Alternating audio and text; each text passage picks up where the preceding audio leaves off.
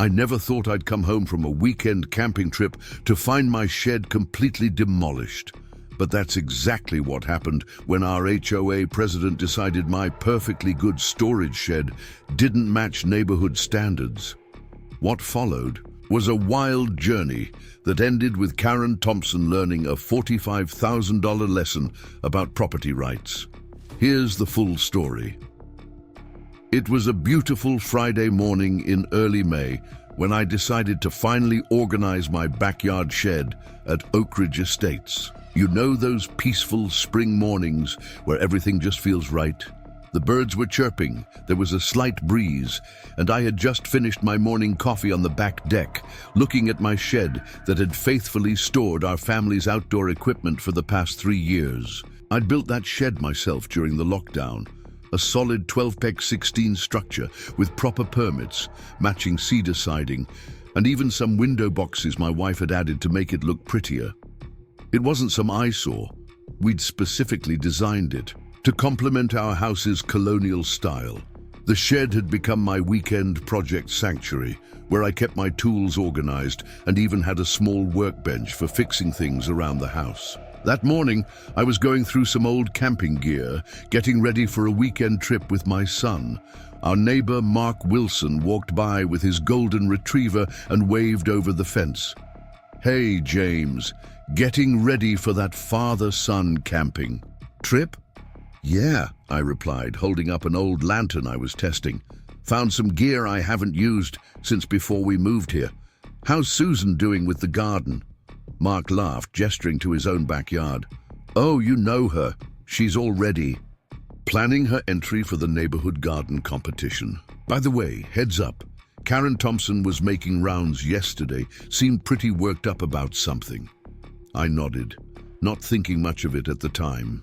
Karen Thompson, our HOA president, was known for her particular way of doing things. She'd taken over the position about 8 months ago, and since then, the number of violation notices in Oak Ridge Estates had tripled. But I wasn't worried.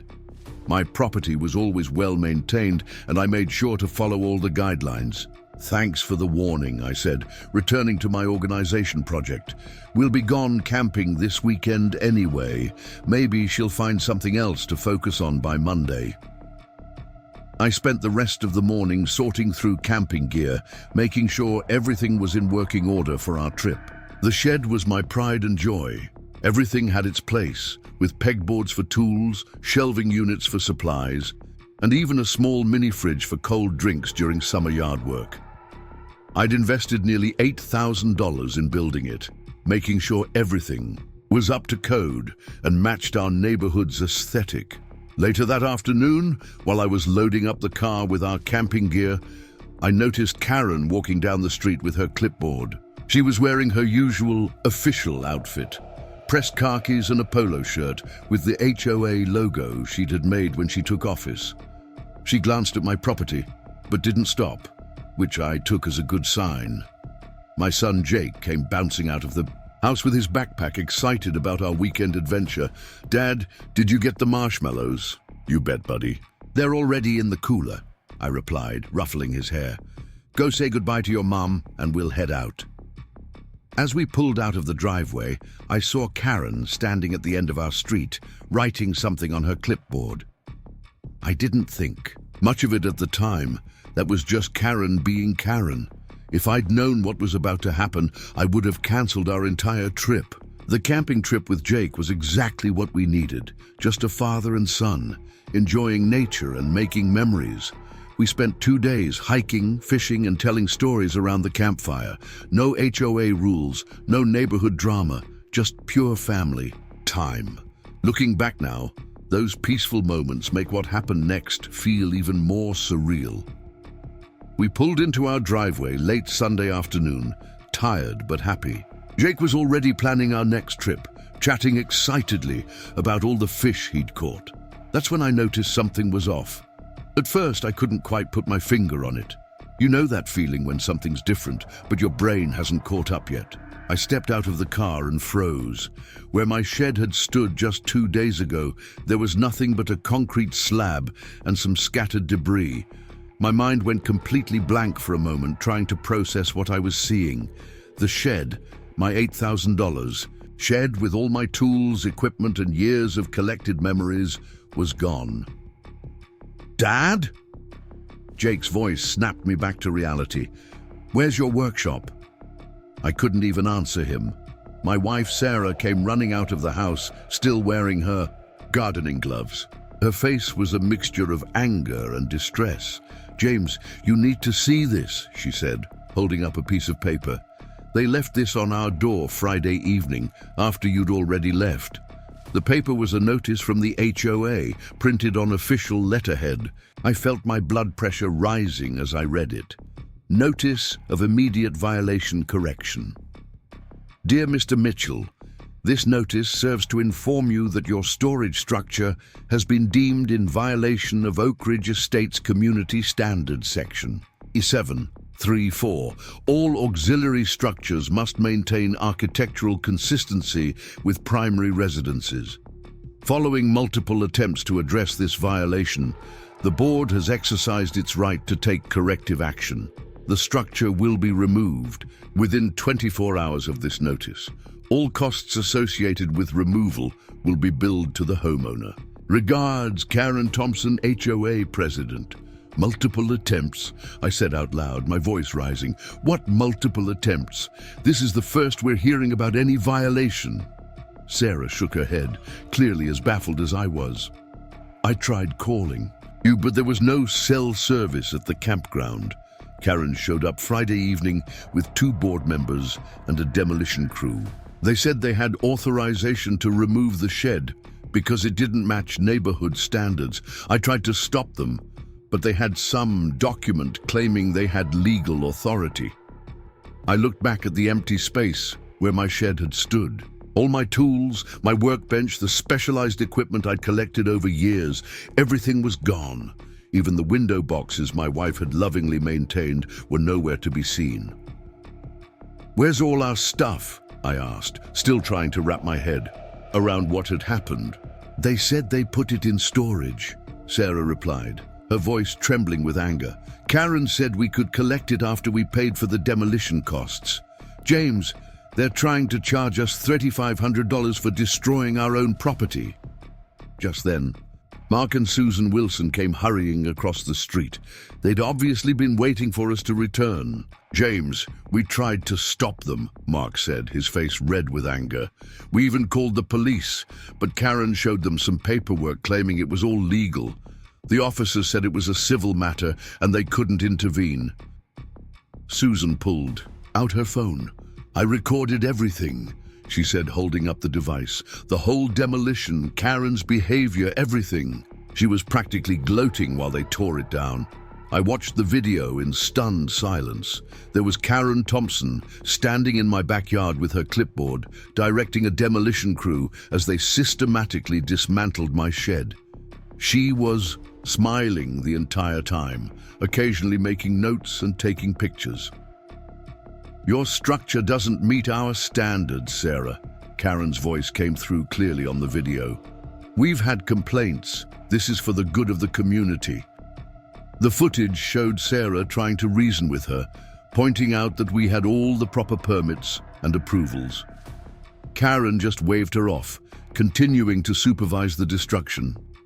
"I filed a complaint with the main HOA office," Susan added, putting her phone away. "But they said they can't do anything without board approval, and Karen's got most of the board in her pocket." I looked at Jake, who was still standing by the car, watching everything with wide eyes. "Buddy, why don't you go inside and unpack? Mom and I need to talk about this." After he went inside, I turned to Mark and Susan. "Thank you for trying to help. Do you still have that video?" "Already backed up in 3 different places," Susan assured me. "And I have screenshots of all the text messages from other neighbors who witnessed it." I pulled out my phone and started taking pictures of the demolished site, the notice, and the scattered debris. My hands were shaking with anger, but I forced myself to document everything methodically. "You know what's really strange?" Mark added, lowering his voice. Rachel Davis told me she overheard Karen talking to someone on the phone last week about property values and making examples. She seemed really focused on your shed for some reason. Just then, a familiar figure appeared at the end of our driveway. Karen Thompson herself, clipboard in hand, wearing that same satisfied smile I'd seen in Susan's video. "Welcome back, James," she called out, walking toward us with an air of authority.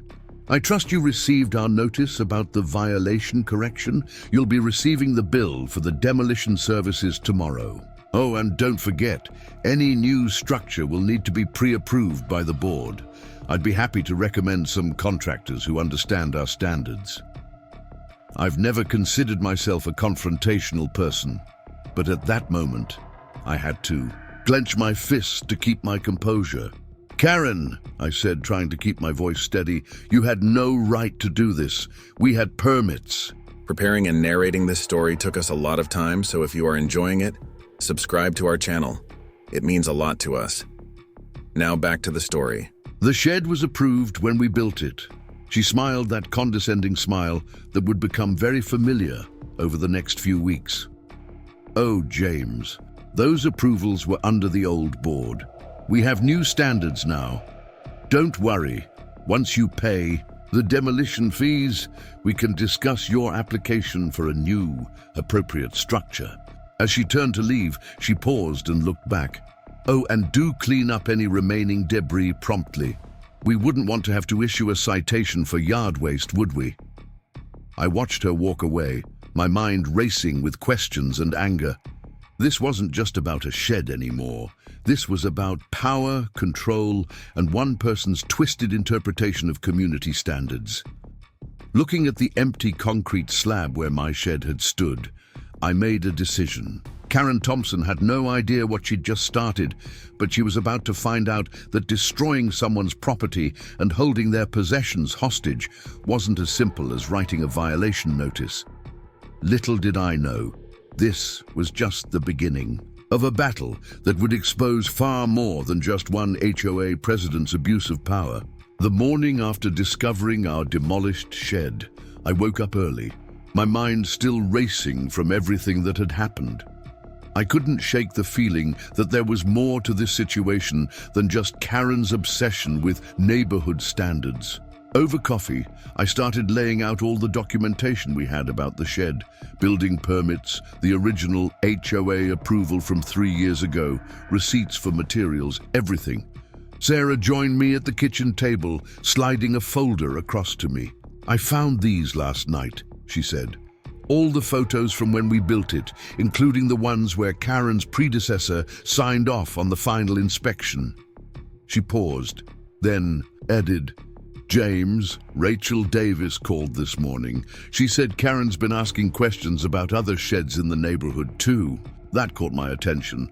I spread out the photos, comparing them to recent pictures of the shed. Nothing had changed. Same design, same color, same everything. We'd even maintained it meticulously, repainting it every spring to match our house. "There's something else," Sarah continued, lowering her voice, although Jake had already left for school. "Remember Steve Baker, the contractor who helped us with the foundation? He stopped by while you were unloading the camping gear yesterday. Said Karen approached him last month about standardizing all auxiliary structures in Oak Ridge Estates. Apparently, she's been shopping around for a preferred contractor who would get exclusive rights to build approved structures." I sat back, pieces starting to click into place. "So this isn't just about our shed, is it?" "No," Sarah shook her head. "Steve said she's been pushing for a contract that would require all homeowners to use her approved contractor for any exterior structures, at 3 times the normal rate." Just then, my phone buzzed with a text from John Anderson, who lived 3 doors down. "Check your email.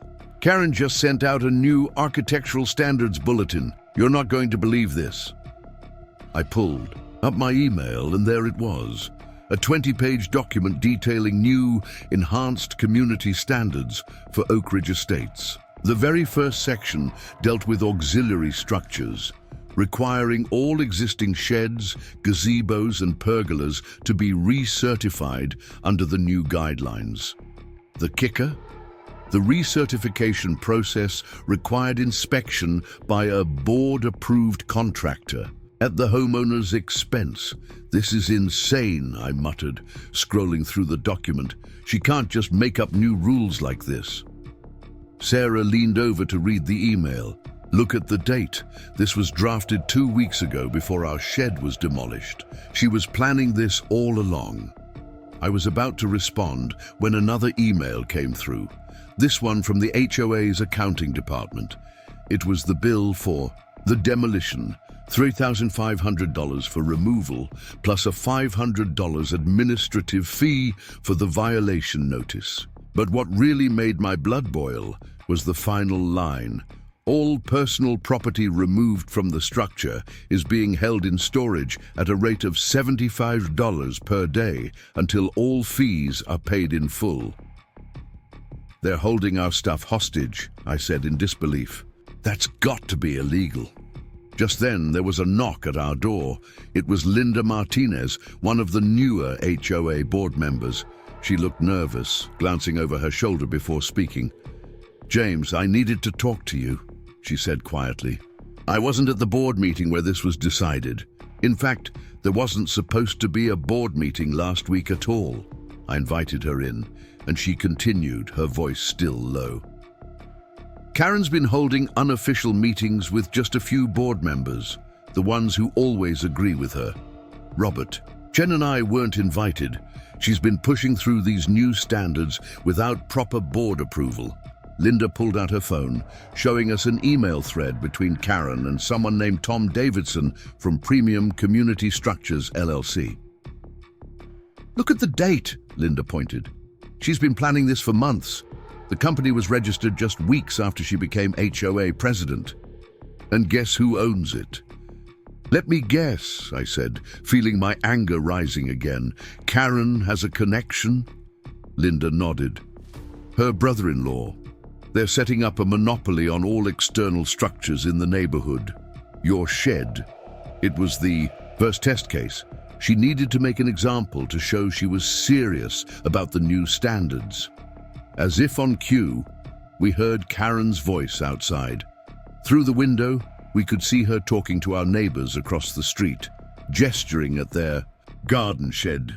Even from here, we could see the neighbor's face growing increasingly concerned. "She's going after the Wilsons next," Linda whispered.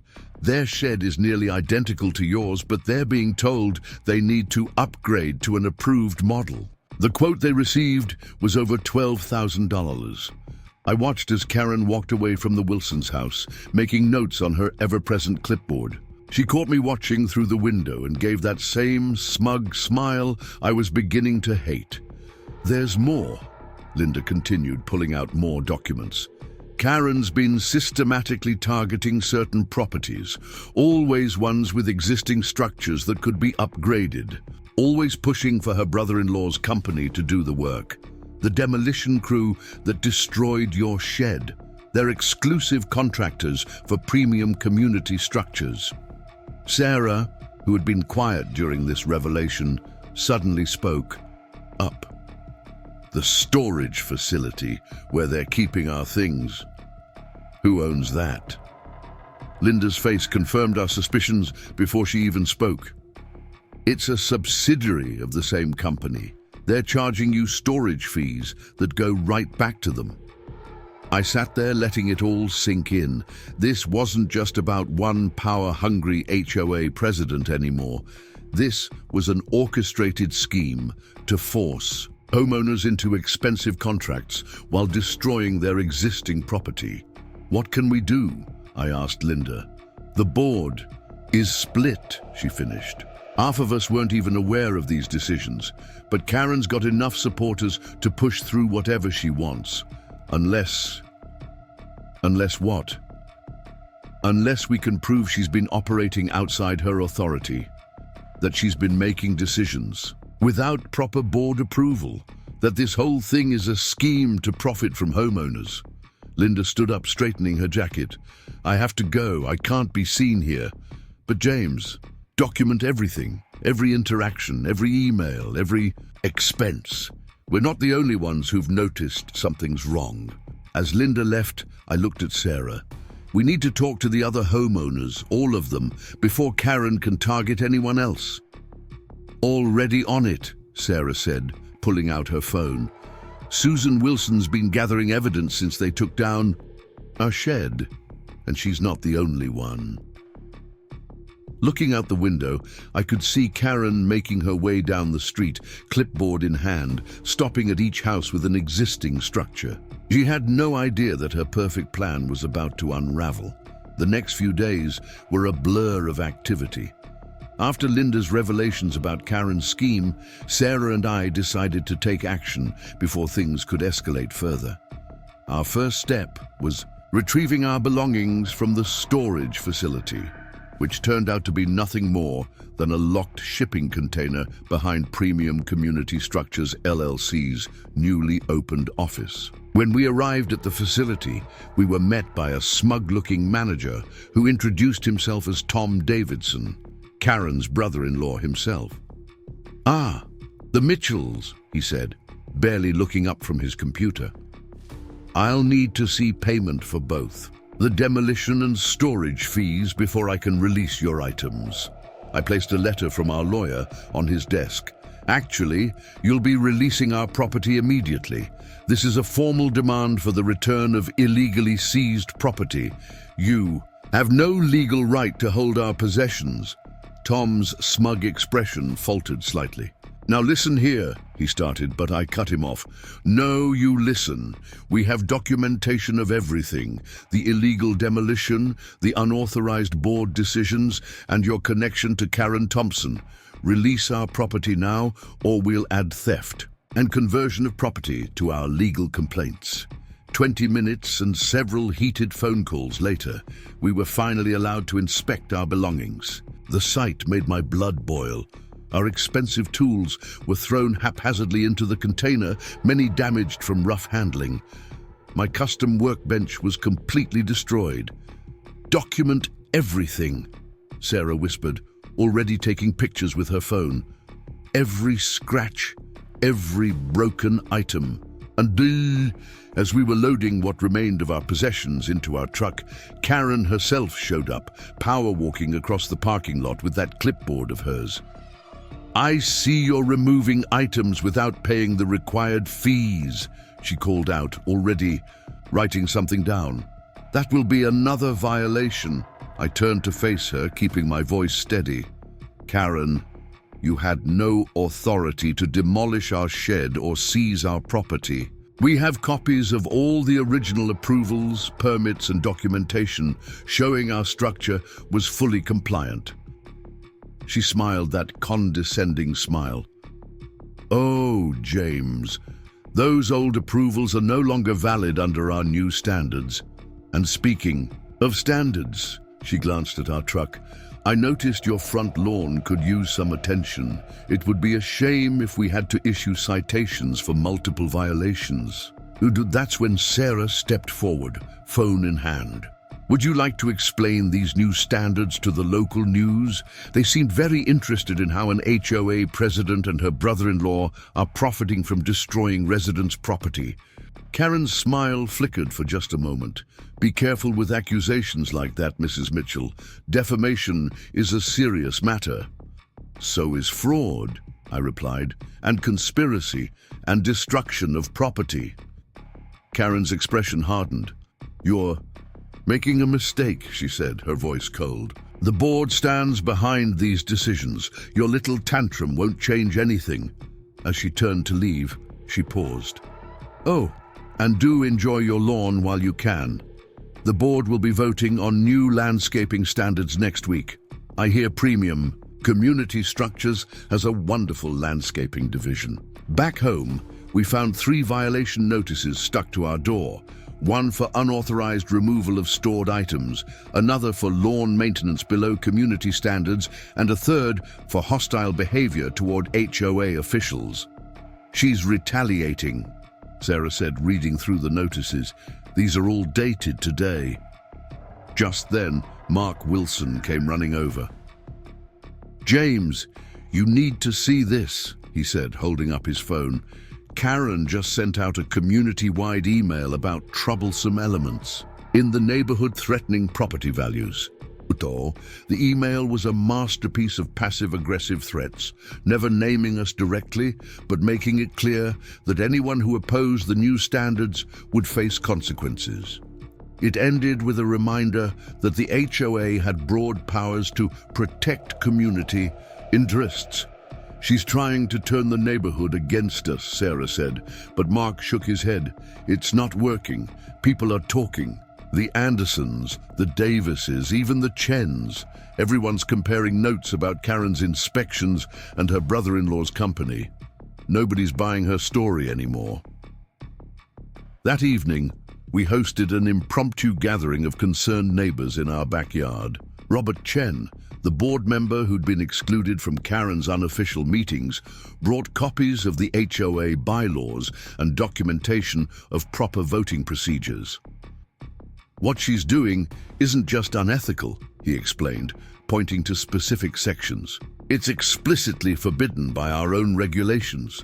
Board decisions require proper notice, quorum, and documented votes. None of that happened with these new standards." Linda Martinez arrived later with more revelations. "I've been doing some digging," she said quietly. Premium Community Structures was registered just 3 days after Karen became HOA president. They've never had any other clients besides Oak Ridge Estates properties. And guess who's listed as a silent partner in the company? Karen herself, I guessed. Linda nodded. She's been using her position to force homeowners into contracts with her own company. The demolitions, the storage fees, the mandatory upgrades, it's all going into her pocket. As we were discussing next steps, a car drove slowly past my house, Karen's distinctive red SUV, clearly monitoring our gathering.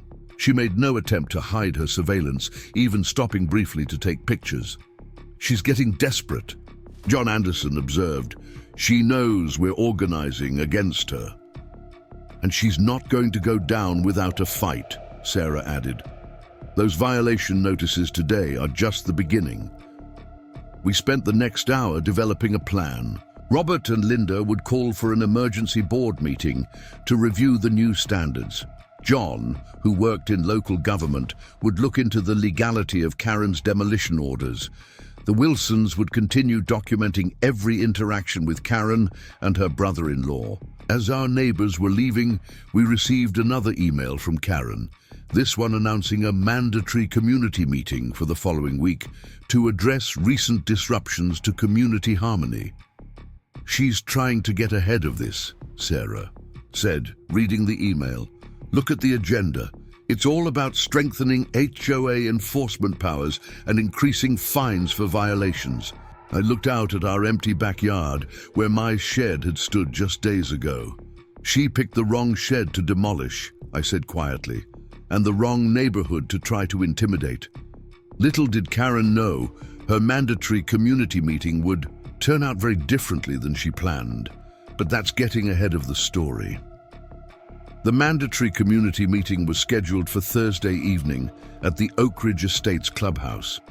Karen had deliberately chosen a smaller venue that couldn't accommodate all residents, claiming it was the only available space.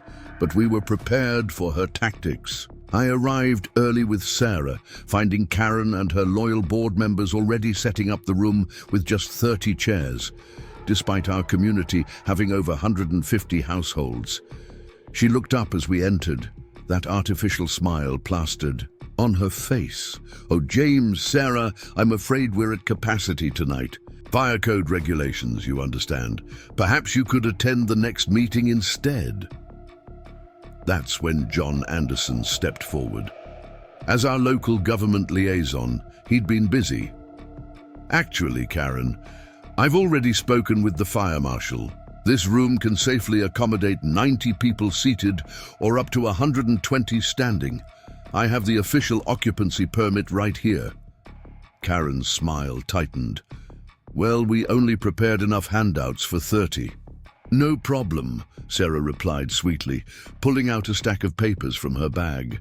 We took the liberty of making copies for everyone, including the complete HOA bylaws, voting procedures, and documentation of all officially recorded board decisions from the past year. The color drained from Karen's face as residents began streaming in. Not just a few households, but dozens. The Wilsons, the Chens, the Davises, practically every family in Oak Ridge Estates had shown up. Many were carrying folders of their own filled with evidence of Karen's schemes. Tom Davidson, Karen's brother-in-law, burst through the door looking flustered. He whispered something in Karen's ear that made her face turn even paler.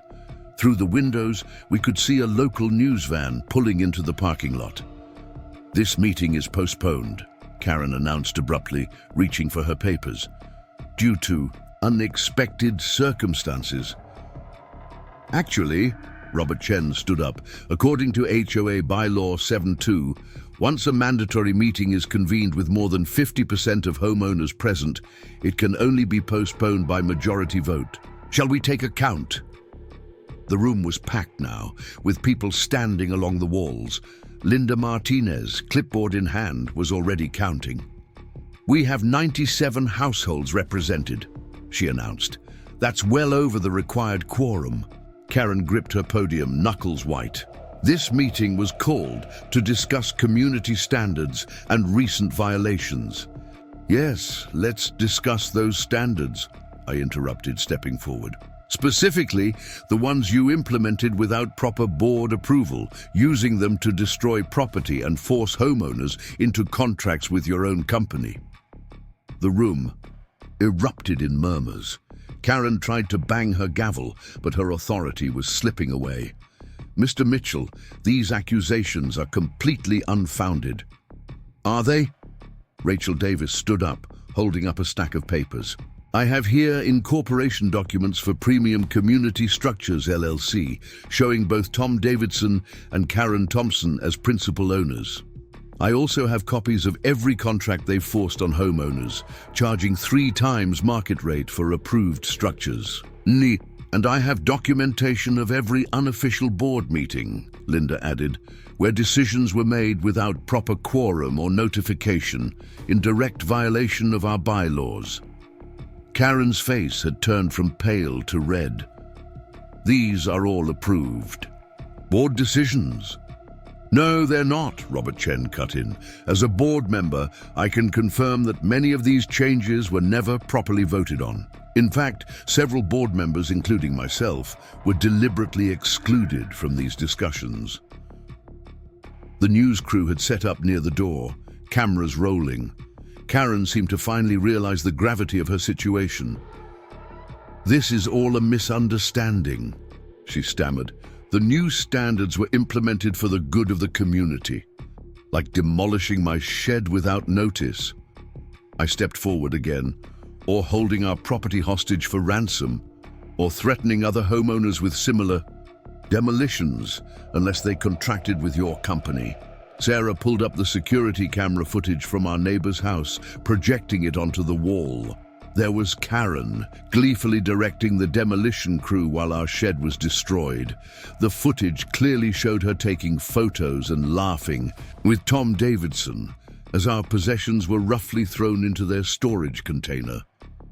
"Or perhaps we should discuss the kickbacks," John Anderson added, producing more documents. "I have here bank records showing transfers from Premium Community Structures to a private account held by our HOA president, coinciding with each forced renovation project." Karen's facade finally cracked. "You have no right to access those records." "Actually, as a public official, your business dealings involving community properties are subject to public record requests," John replied calmly, "especially when they involve potential fraud." The room had gone silent, all eyes on Karen. Her brother-in-law had quietly slipped out the back door, leaving her alone at the podium. "I move for an immediate vote of no confidence in the current," HOA President, Robert Chen announced, as per Bylaw 12.4, with evidence of misconduct and a quorum present, we can hold this vote immediately. I second the motion, Linda Martinez added. Karen tried one last time to maintain control. This is all a conspiracy against me. I've only acted in the best interests of Oak Ridge Estates. Let's put it to a vote then, I suggested. Everyone in favor of removing Karen Thompson as HOA president and launching a full audit of all contracts and decisions made during her tenure, raise your hand. The response was overwhelming. Every hand in the room went up, except for Karen's and her, two loyal board members who were suddenly very interested in studying their shoes. Motion carried, Robert Chen announced. Karen Thompson, you are hereby removed as HOA president, effective immediately. Please surrender all HOA documentation and property.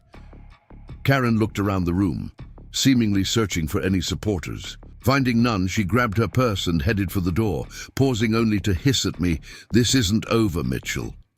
But it was over. At least this part was. As Karen stormed out past the news cameras, our community remained to begin the process of undoing the damage she'd caused. We had no idea then that her final act of revenge would lead to an even bigger revelation about corruption in Oak Ridge Estates. The day after Karen's removal as HOA president, the real work began. With Linda Martinez appointed as interim president and Robert Chen leading the audit committee, we started digging into every decision, contract, and financial transaction from Karen's 8-month reign of terror. I spent my morning going through the wreckage of my demolished shed, cataloging every damaged item for our insurance claim and potential legal action. Sarah had spread our documentation across the dining room table, permits, approvals, and a timeline of every interaction with Karen. "James, come look at this," Sarah called out, holding up a document. "Remember when we first moved in and got approval for the shed? Look who signed off on it." I peered at the signature on the bottom of the form. Thomas Davidson. Wait, Karen's brother-in-law? "Exactly," Sarah said, pulling up more paperwork. "He was working as a regular building inspector back then. 3 years ago, he approved our shed as fully compliant with all HOA standards. The same shed he later helped demolish as non-compliant." Just then, my phone buzzed with a text from John Anderson. "Turn on Channel 5. They're running the story about Karen right now." We flipped on the TV just in time to see footage from last night's meeting, followed by an investigative report. The reporter had done her homework, outlining the whole scheme: Karen's takeover of the HOA presidency, the creation of premium community structures, and the pattern of forced demolitions and overpriced replacements.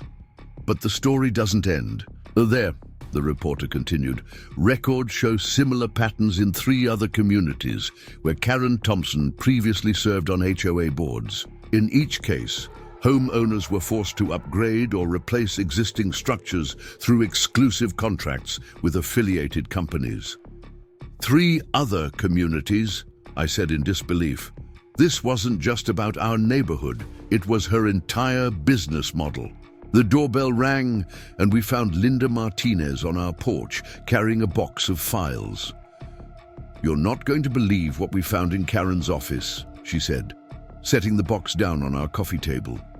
Inside were folders labeled with different street names in Oak Ridge Estates, each containing detailed photos and notes about potential violations that could force homeowners to contract with premium community structures.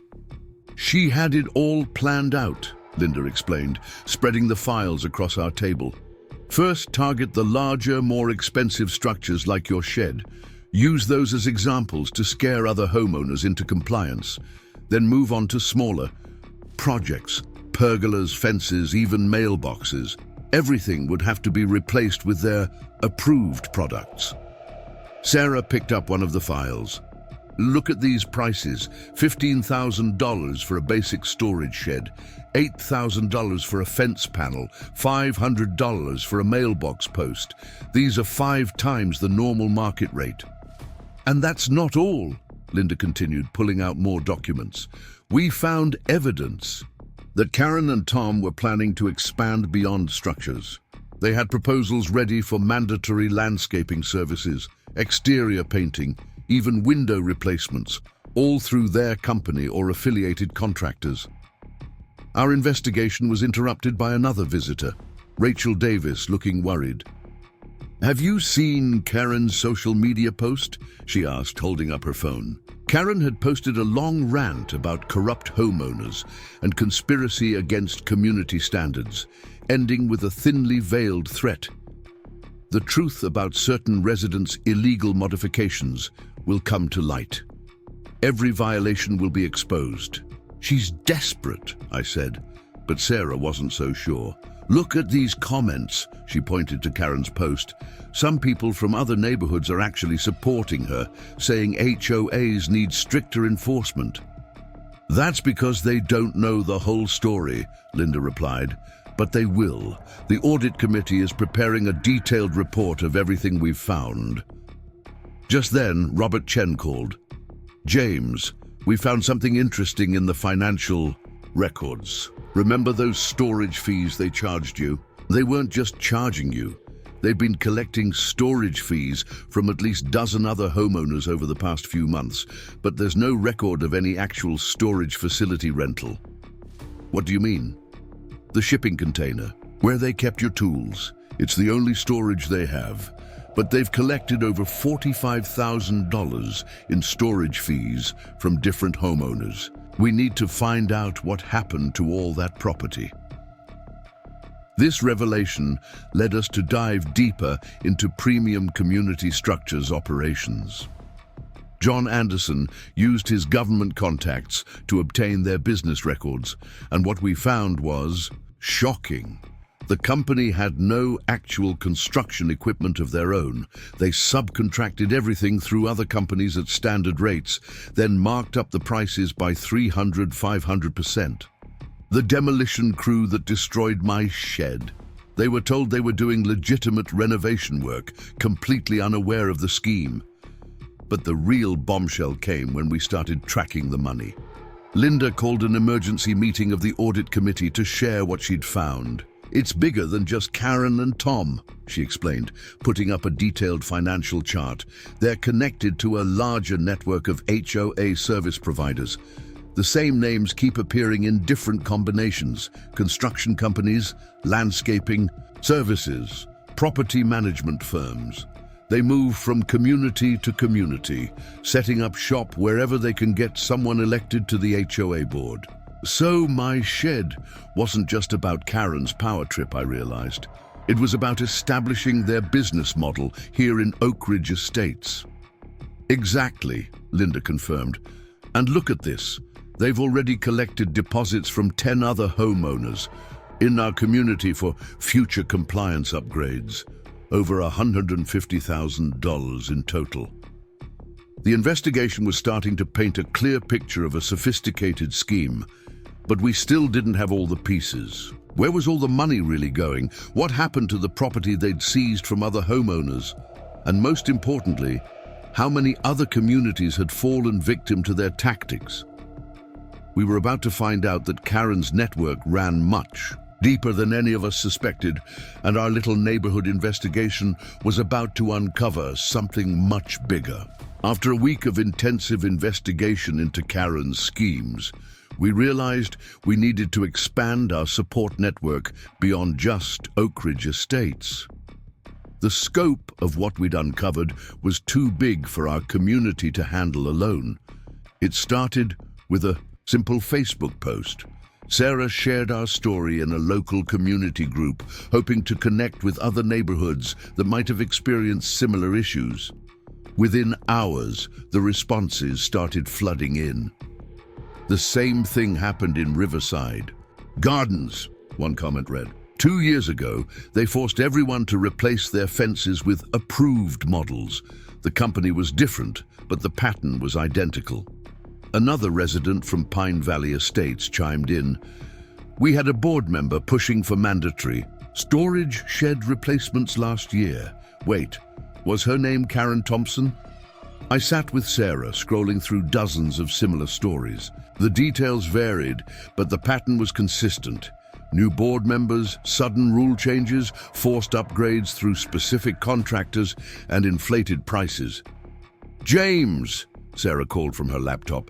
Look at this email I just got from someone in Riverside Gardens. They've sent documents showing the same company structure.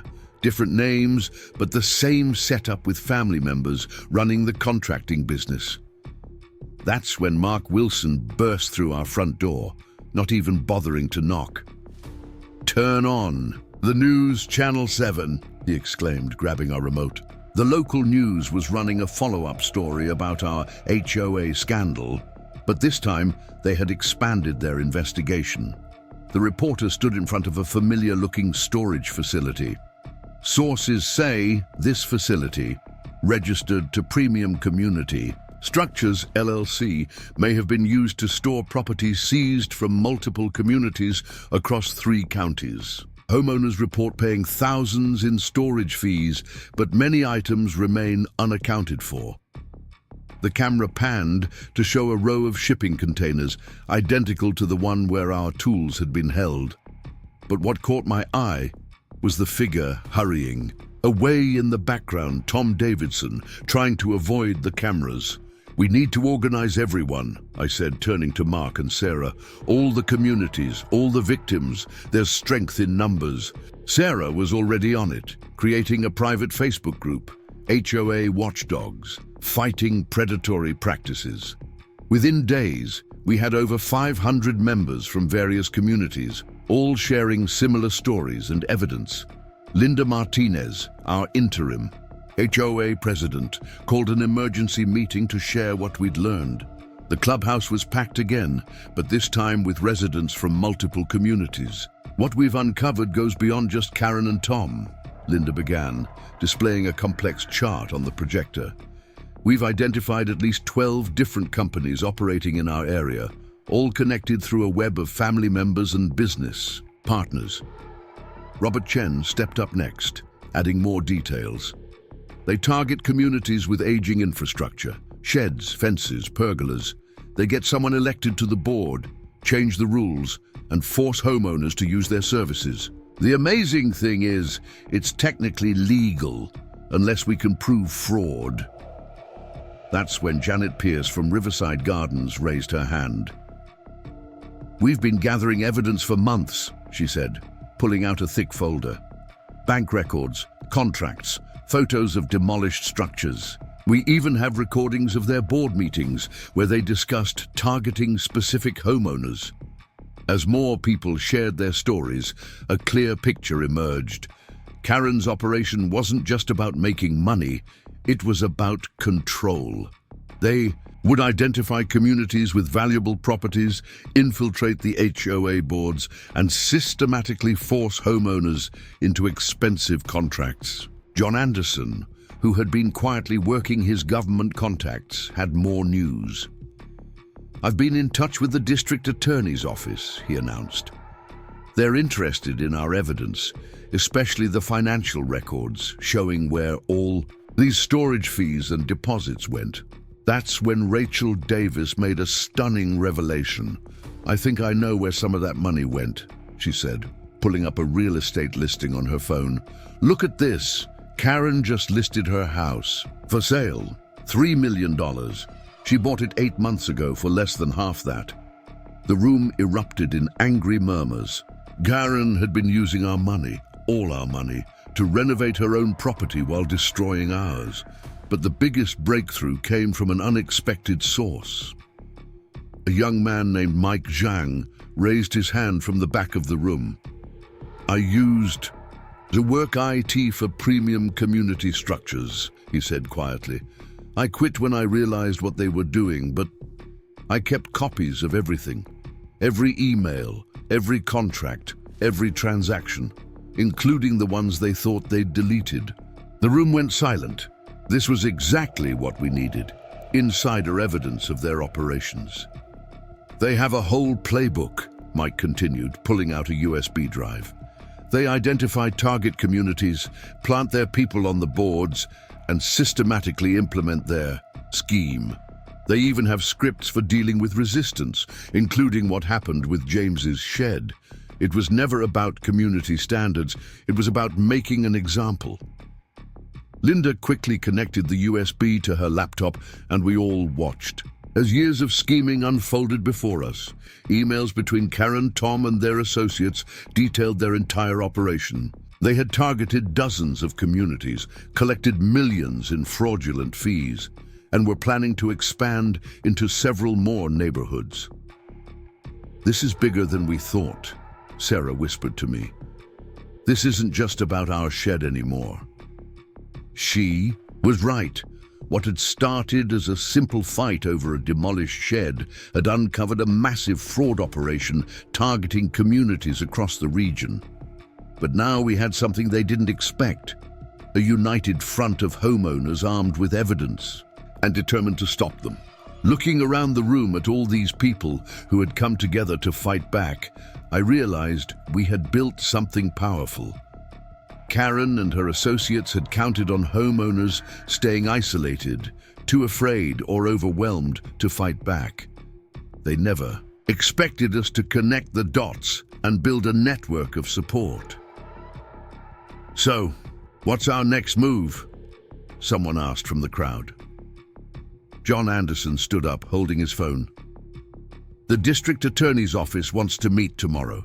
They're particularly interested in the financial fraud aspects, the storage fees, the inflated contracts, the missing property. And I've got 3 more communities ready to join our group," Sarah added. "They've all experienced the same pattern, and they're ready to fight back." As we left the meeting that night, I couldn't help but smile at the irony. Karen's attempt to bully our community had backfired spectacularly.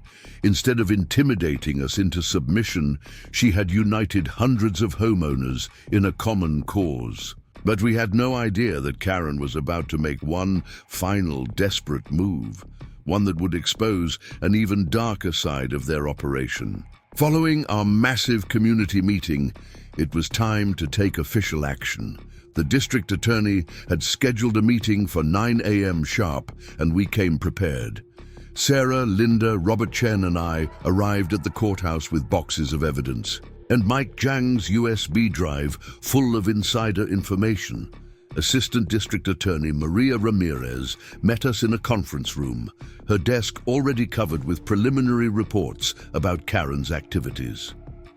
"I've been reviewing the initial documentation," she began, shuffling through papers. "What started as a single HOA complaint has revealed a pattern of systematic fraud across multiple communities. Tell me about your shed, Mr. Mitchell." I walked her through everything. The illegal demolition, the storage fees, the connection to premium community structures. As I spoke, Sarah laid out our timeline of events, complete with photos, documents, and witness statements. "But it's not just about our shed," I explained. "We've uncovered similar incidents in at least 12 other communities." Linda stepped forward, presenting the financial records we'd gathered. "Their operation follows a specific pattern. They identify communities with aging infrastructure, place their people on the HOA boards, then force homeowners into contracts with their companies at inflated rates." Ada Ramirez leaned forward, studying the documents. "And these storage fees, you say they've collected over $45,000, but only have 1 shipping container." "That's correct," Robert Chen confirmed, pulling out more financial records. "We've tracked payments from multiple homeowners, but there's no evidence of actual storage facilities beyond that single container, and many items reported as in storage are simply missing." The meeting continued for hours as we presented our evidence. Mike Zhang's USB drive proved particularly valuable, containing internal emails that detailed their entire operation. "Look at this email chain," Mike pointed out, pulling up messages on his laptop. Karen and Tom discussing how to make an example of non-compliant homeowners. They specifically targeted properties that could generate the highest replacement costs. Ada Ramirez took extensive notes, occasionally making phone calls to various departments. By early afternoon, she had seen enough. "This goes beyond simple HOA violations," she announced. "We're looking at potential charges of fraud, theft, conspiracy, and misappropriation of funds. I'm going to need statements from everyone affected." Just then, her phone buzzed with an urgent message. She read it quickly, her expression darkening. "It seems Ms. Thompson is aware of this meeting," she said.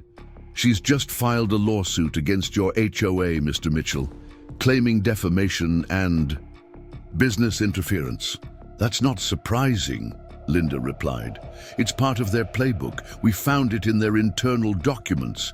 They use legal threats to intimidate homeowners into backing down." "Well, she's about to learn that intimidation works both ways," Ada Ramirez responded, reaching for her phone.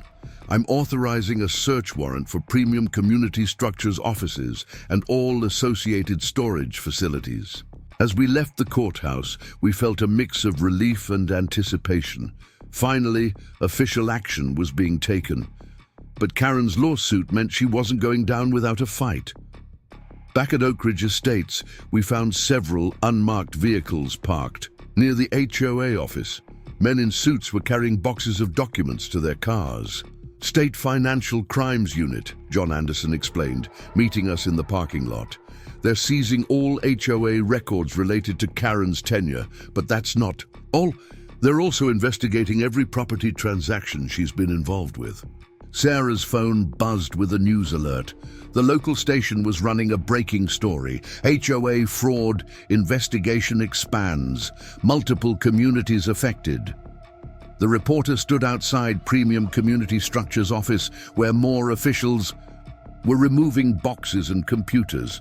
"Sources say this investigation has uncovered evidence of a widespread scheme targeting homeowner associations across 3 counties. Officials estimate damages could exceed $2 million. We gathered at our house that evening for an emergency meeting with our core group. The lawsuit Karen filed had named not just the HOA, but several individuals, including me, Sarah, Linda, and Robert. "She's trying to silence us," Robert said, reviewing the legal documents.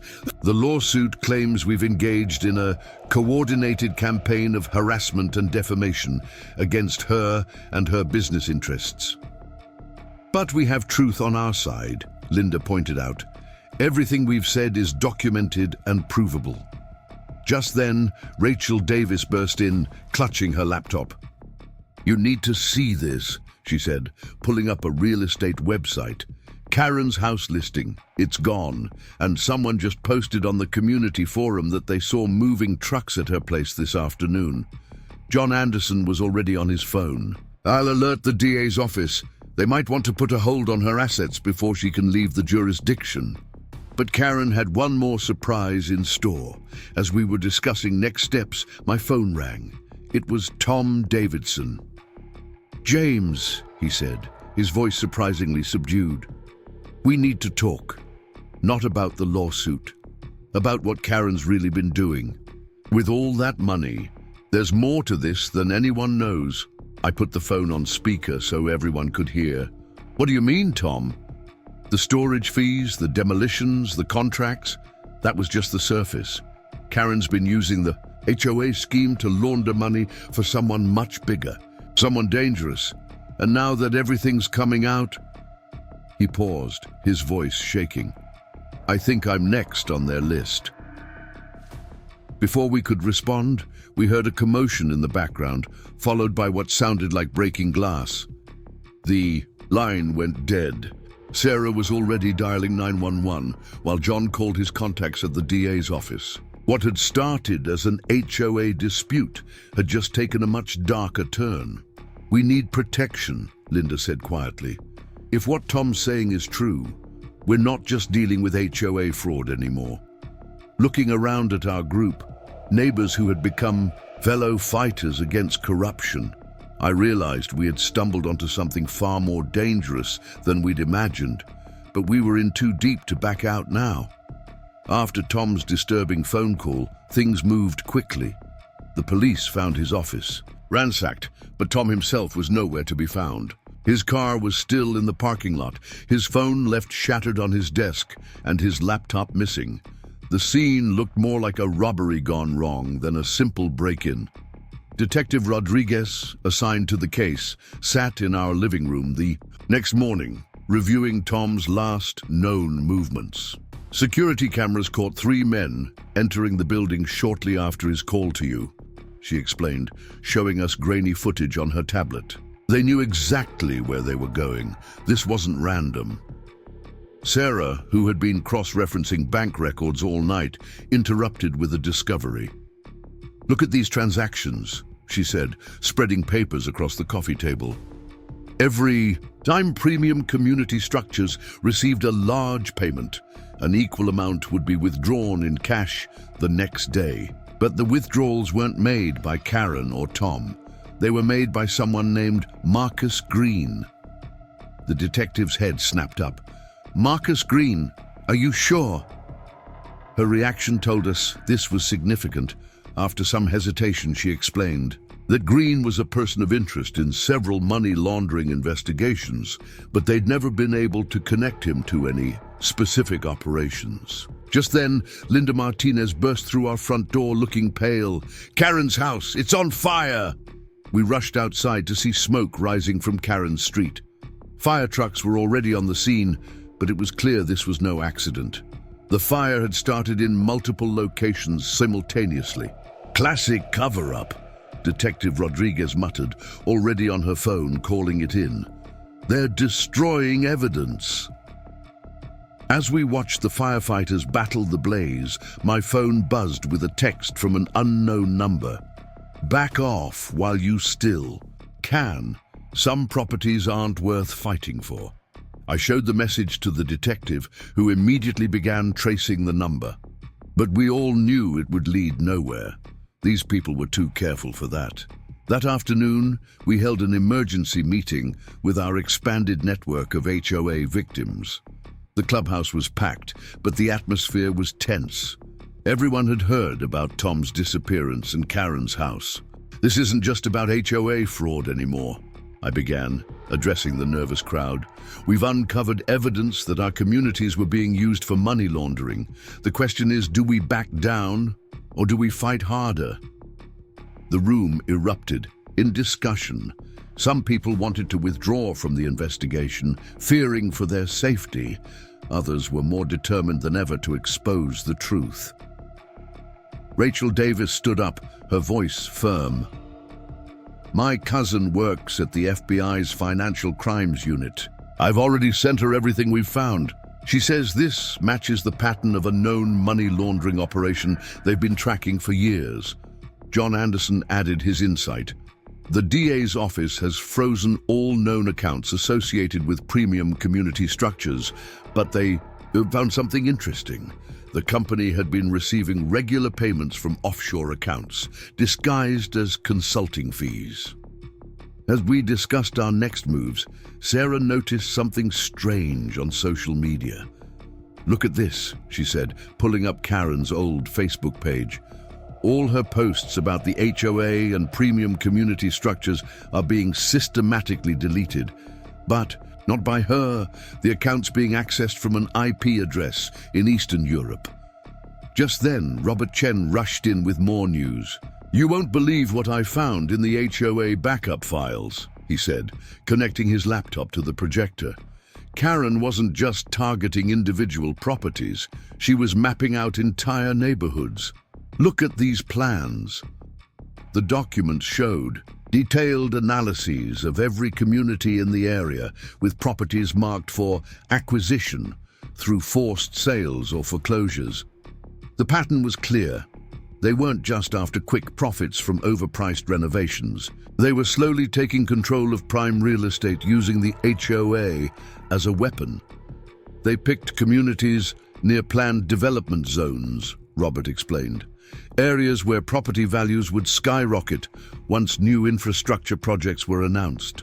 They knew exactly what they were doing.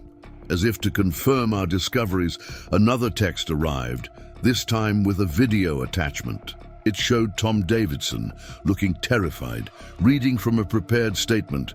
"I retract all allegations against Karen Thompson and Premium Community Structures. Any documents I provided were falsified." Detective Rodriguez, watching over. My shoulder immediately sent the video to her forensics team. "Look at his hands," she pointed out. "He's signing something in military code. He's telling us he's being held somewhere near water. Probably the industrial district by the river." That's when Linda made a connection. The storage facility, where they kept James's tools. It's right by the river. And there's another warehouse next door registered to one of Karen's shell companies. The detective was already mobilizing her team, but we knew we had to move carefully. These people had already shown they were willing to use violence to protect their operation. Sarah pulled up satellite imagery of the industrial district. "There's something else," she said, zooming in on the warehouse. "Look at the power usage. Data for that building, it's off the charts, way too high for an empty warehouse." "Mining operation," John suggested. "They're probably using it to process cryptocurrency, a perfect way to clean large amounts of money." As we pieced together more of the puzzle, another message arrived, this time addressed to everyone in the room. It was a mass email from Karen's official HOA account. "Dear residents, by now you've noticed some concerning events in our community. Let me be clear. Pursuing this investigation will only bring more trouble. Your homes, your families, your lives can either return to normal or become much more complicated. The choice is yours. For those who wish to maintain their property values and community peace, new HOA agreements will be distributed tomorrow. Sign them, and all this unpleasantness ends. Choose wisely. K." The threat was clear, but so was the desperation behind it. Karen and her associates were losing control of their operation, and they were getting sloppy. "They've made a mistake," Detective Rodriguez said, already typing on her phone.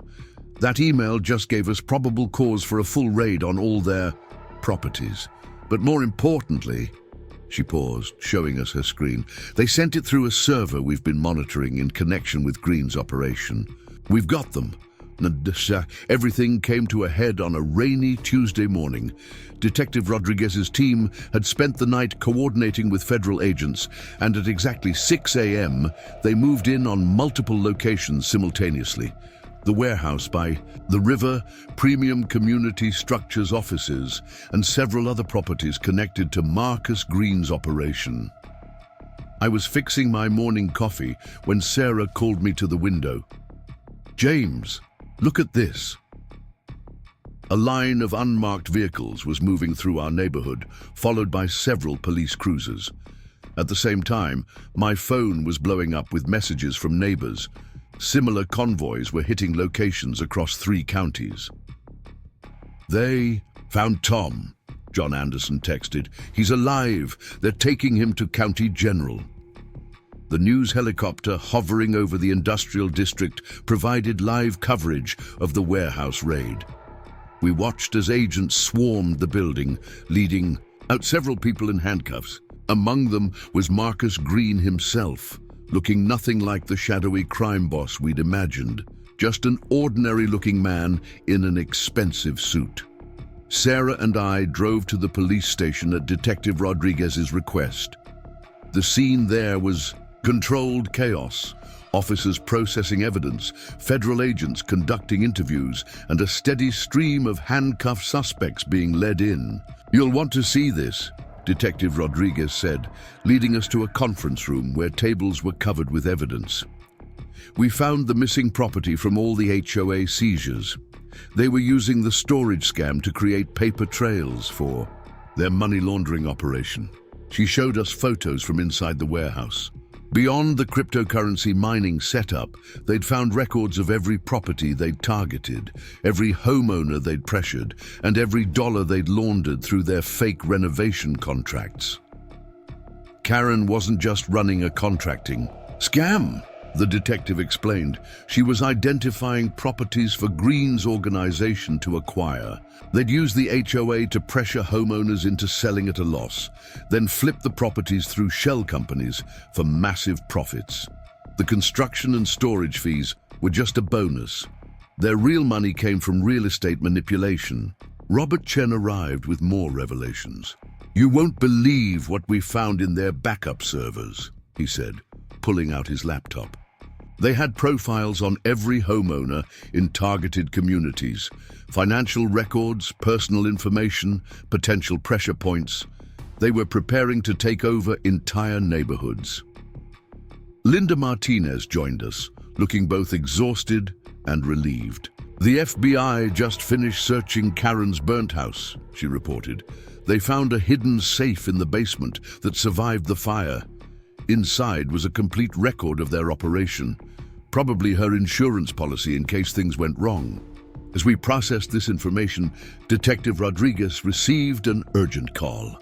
"They found Karen," she announced after hanging up, "trying to cross the Canadian border with fake documents. But here's the interesting part. She had accounts set up in 6 different countries. This wasn't just about local real estate. They were building an international operation." Tom Davidson, released from the hospital with minor injuries, proved to be a goldmine of information.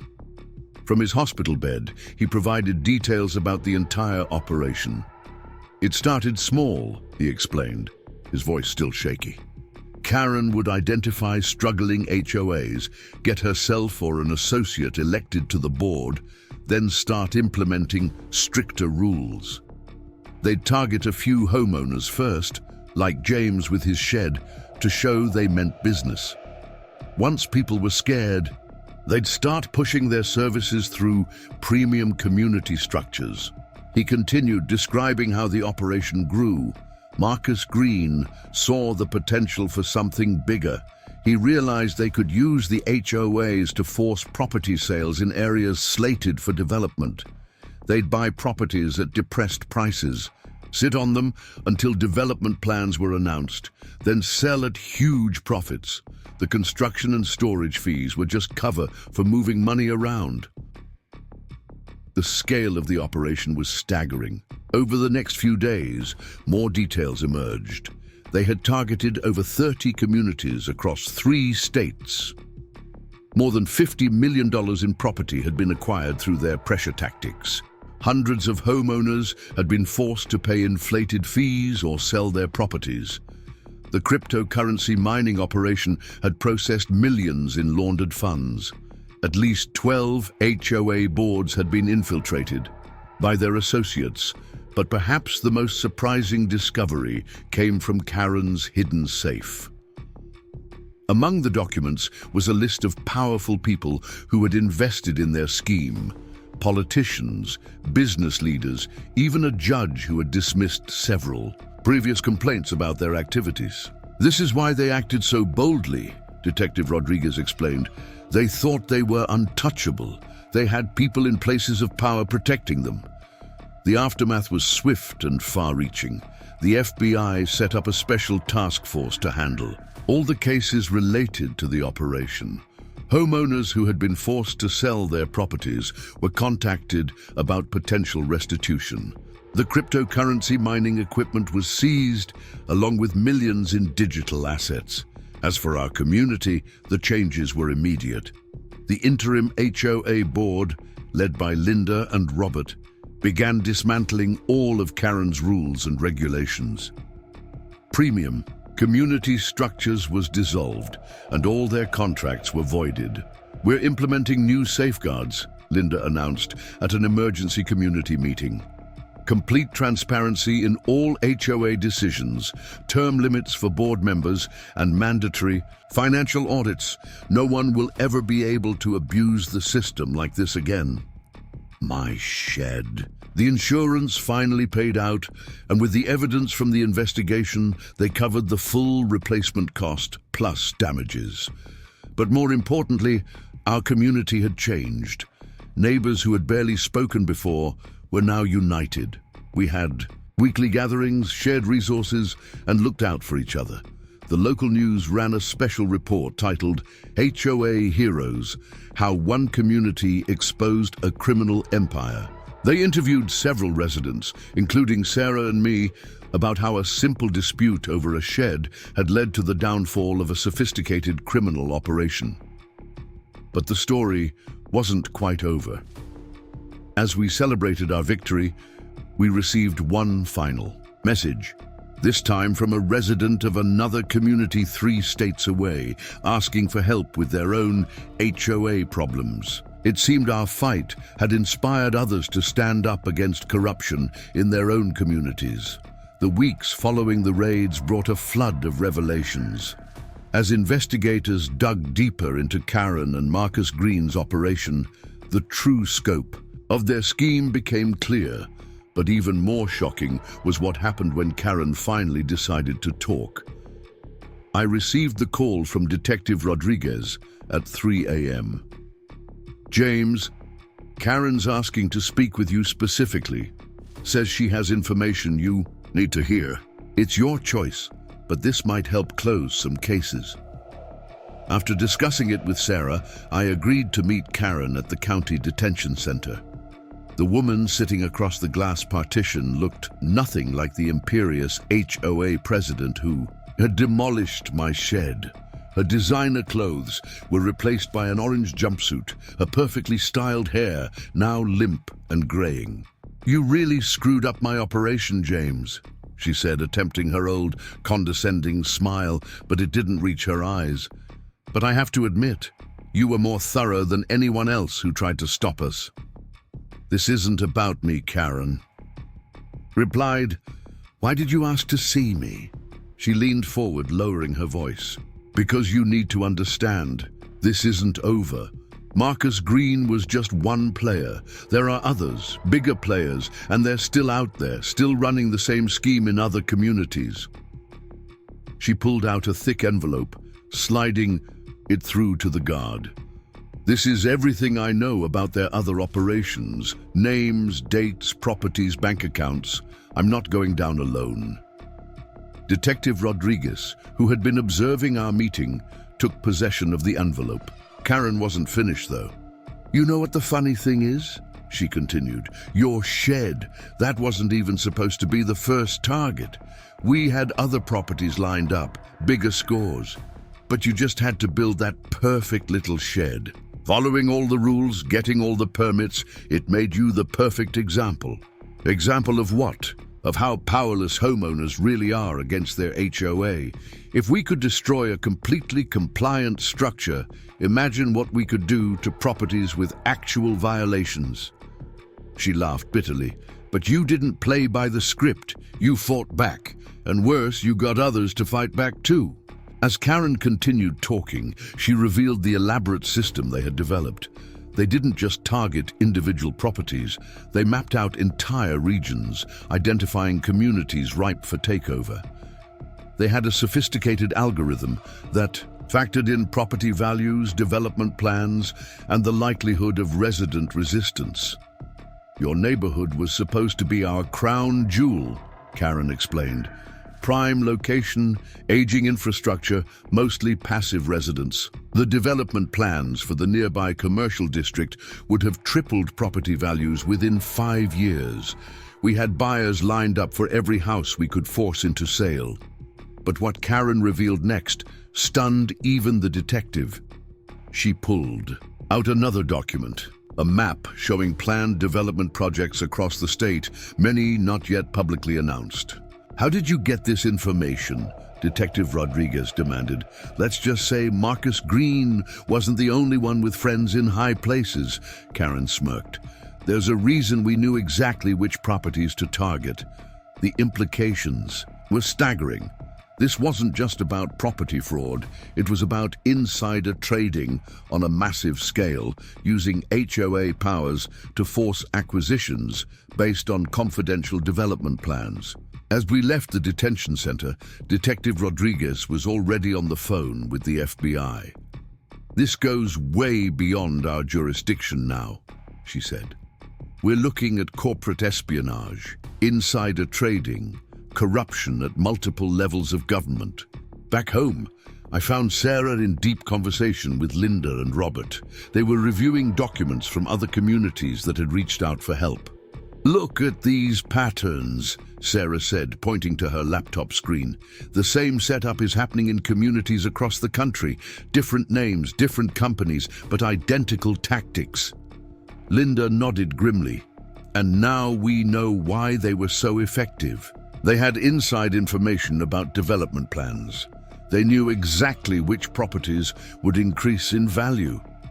Robert was already drafting a letter to state regulators. "We need to warn other communities," he said. "Give them the tools to recognize these patterns before it's too late." That evening, we hosted an online meeting with HOA representatives from dozens of communities. People shared their stories, compared notes, and began to see the bigger picture.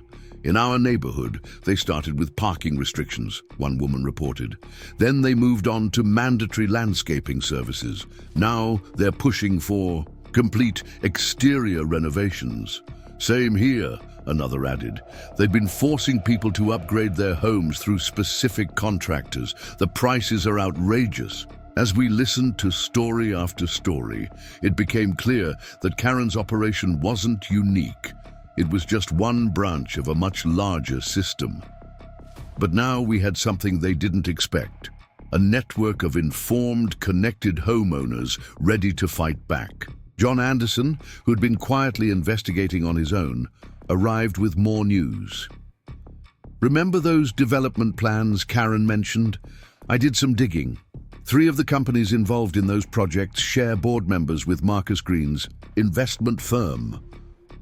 So they were using inside information to target specific neighborhoods," Sarah concluded, "forcing people out of their homes because they knew the land would be valuable." Detective Rodriguez called later that night with an update. "Karen's information checked out," she said. "We've already identified similar operations in 5 other states. This is becoming a federal investigation." But the real breakthrough came from an unexpected source.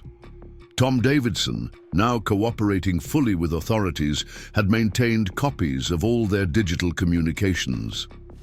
Hidden in everyday emails about HOA business were coded messages about insider trading, property, acquisitions, and payoffs to local officials. They were hiding in plain sight, Tom explained during a video call. "Everyone expects HOA communications to be tedious and full of technical language. It was the perfect cover for their real messages." The evidence was mounting, but so were the stakes. We began receiving more threatening messages, not just to me and Sarah, but to everyone involved in exposing the scheme.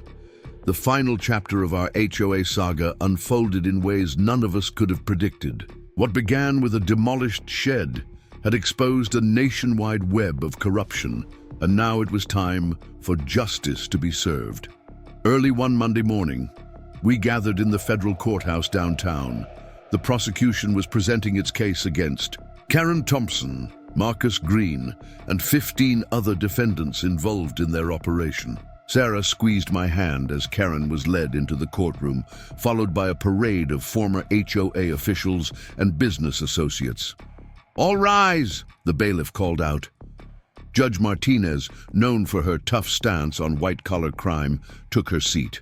The prosecution's opening statement laid out the staggering scope of their crimes: over $100 million in fraudulent property transactions, money laundering through fake construction contracts, insider trading based on confidential development plans, racketeering through HOA manipulation, corruption of local officials, conspiracy to commit mail and wire fraud.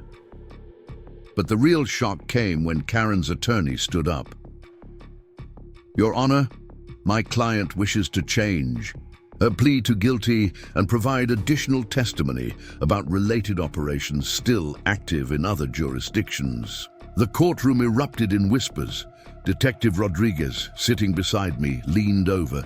She's trying to cut a deal. She must know something big. Karen's testimony over the next 3 days revealed a scandal that went far beyond our expectations. She named politicians who had accepted bribes, developers who had shared insider information, and judges who had dismissed legitimate complaints in exchange for favors. The shed demolition program wasn't just about making money, Karen testified. It was about creating fear. Once people believed their HOA could destroy their property without consequences, they became easy targets for our larger operation. Marcus Green, seeing the writing on the wall, also decided to cooperate. His testimony implicated several prominent real estate developers and investment firms. The scheme, he revealed, had been operating for over a decade, targeting communities across the country. We had a system, he explained to the court. Find communities near planned development projects, infiltrate their HOAs, use excessive rules and fines to pressure homeowners into selling, then flip the properties once the development plans were announced. The evidence was overwhelming. Emails, financial records, recorded conversations, and testimony from dozens of victims painted a picture of systematic corruption on a massive scale. Back in Oak Ridge Estates, we watched the community transform. Linda Martinez, now our permanent HOA president, had implemented complete transparency in all operations. Every decision, every expenditure, every rule change was now publicly documented and required resident approval. Remember when Karen said my shed was just the beginning? I asked Sarah one evening as we watched our new workshop being built. She was right, but not in the way she intended. The shed had become a symbol of resistance against HOA abuse. Communities across the country were reaching out to us for advice on protecting themselves from similar schemes. We'd created a website, HOA Watch, where people could share their stories and find resources for fighting back against corrupt boards. The sentencing hearing came 3 months after the guilty pleas. Judge Martinez didn't hold back. Karen Thompson, 15 years in federal prison, $5 million in fines. Marcus Green, 12 years in prison, $10 million in restitution.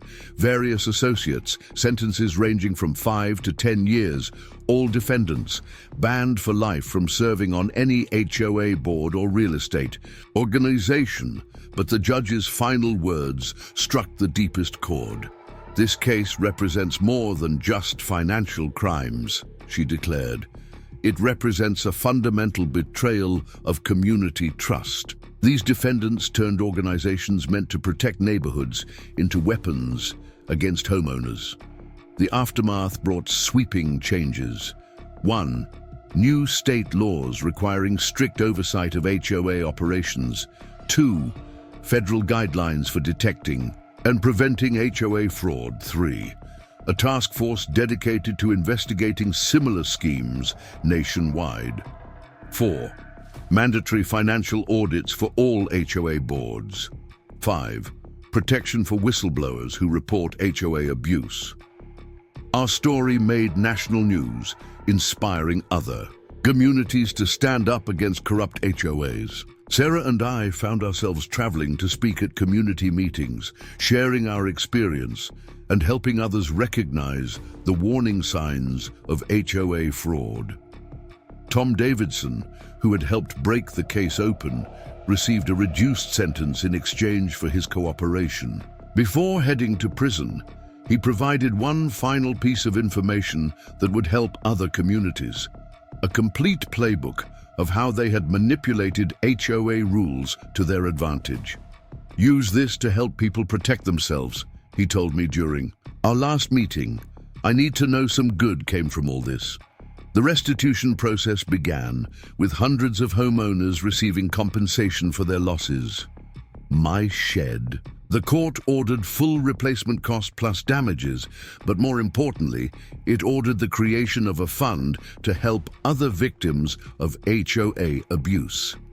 Our neighborhood held a community celebration the day my new workshop was completed. It wasn't just about one structure, it was about everything it represented. People brought food, shared stories, and talked about their plans for the future. Looking around at my neighbors, no longer strangers but allies who had fought together against corruption, I realized we'd built something more important than any shed. We'd built a community that stood together, that looked out for each other, that refused to be intimidated by those who would abuse their power. The HOA still exists in Oak Ridge Estates, but it's different now. Transparent, accountable, focused on serving the community rather than controlling it. And that plaque on my new workshop, it reads, "Sometimes standing up for a shed means standing up for something much bigger." Want to know what happened next? How we're helping other communities fight back against HOA abuse?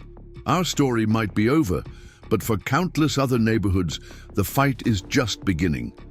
Hit subscribe and turn on notifications to join us in protecting homeowners' rights across the country. Drop a comment below if you've ever had to stand up for what's right. Your story could help others find the courage to fight back. Up next, we've got 2 more incredible stories of community activism that you won't want to miss.